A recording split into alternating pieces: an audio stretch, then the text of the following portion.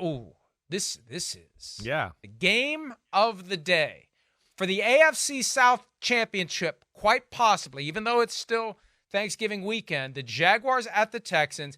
Jaguars are favored by 1.5. The Texans won in Jacksonville in Week 3 by 20 points. And if the Texans win this one and complete the sweep, they'll have the same record, and the Texans will technically be in first place, and all they have to do is hold on, and they win the division. Jaguars, 1.5-point favorite on the road with an over-under of 48.5. Do the Texans complete the sweep, Chris, and take over first place in the AFC South with 6 games left? It's going to be an exciting football game. I do think I'm with you in that this is, it's 1 p.m., but it's one of the best games of the day on Sunday. It's 2 quarterbacks that we know can make a ton of plays. It's 2 offenses that can make a ton of plays.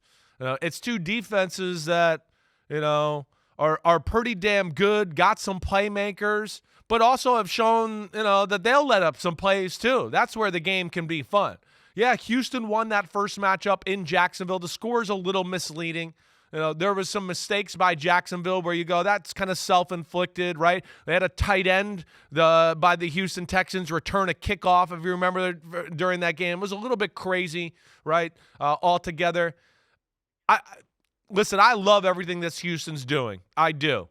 I think that Jacksonville, having a look at the 49ers defense a few weeks ago, seeing what the Bengals and the Bucs did to the Houston Texans defense a little bit, I think Jacksonville's going to make some plays on the Houston defense. I do. Now, vice versa, I think C.J. Stroud and company, especially the way they're running the ball lately, they're going to make some plays as well. Now, Jacksonville's got some big people up front.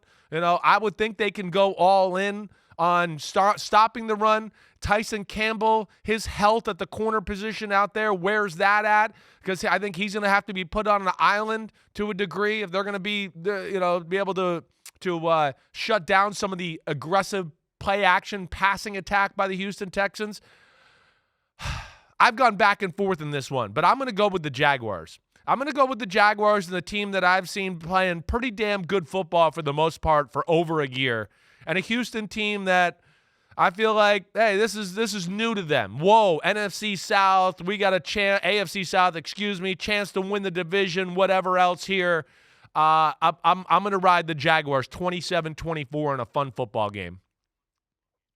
I think that the last time around, the Texans kind of caught the Jaguars napping.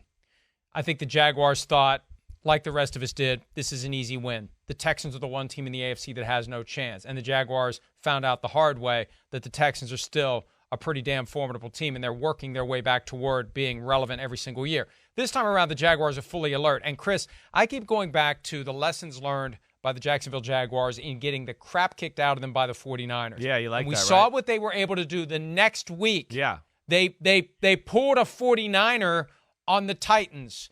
They didn't crumble. They won by 20, and it was like the one game in the 1 o'clock window that wasn't close. I think the Jaguars understand this is where we're trying to go. This is what we're trying to be. Last year, the game that was the catalyst for them was the loss to the Broncos in London. This year, I think the catalyst, in hindsight, is going to be the loss to the 49ers at home, and it's going to propel them. And I think they win 20-17. It'll be close, but I think they win. They're ready to go grab that brass ring. They still have a shot at the 1 seed. Yeah. And their schedule is not daunting down the stretch, although they do have, so there's going to be some good Jaguars games. I think they have the Ravens and the Browns on the schedule coming up. But they're in position with 5 teams currently who have 3 losses in the AFC. They're in position to compete for the 1 seed. So this delivers the division as a practical matter and keeps them in the hunt to be the top seed in the AFC playoff field. Yeah, it's the Jags have the type of talent to be a number 1 seed, right? It's still a young team. We can't forget that, right? And you heard me say a little on Monday. They have a little too many stale points in a football game on the offensive side of the ball, where I'd love to see Press Taylor and Doug Peterson just come up with, a handful of we're going to shot plays, game plan. We think if we call this at the right moment, it could be, they got a nice system. They can be surgical it's at times it's the big plays to open up the field, to take everything off their offense a little bit that I feel like they lack. Their big plays are, oh, it's one-on-one with Calvin Ridley. Let me take a shot down the field here. Or, a screen from Travis Etienne or something like that. I'd like to see a few more dialed up that way. I think it'll help their offense. It'll be interesting to see. I can't wait for this game. This will be fun.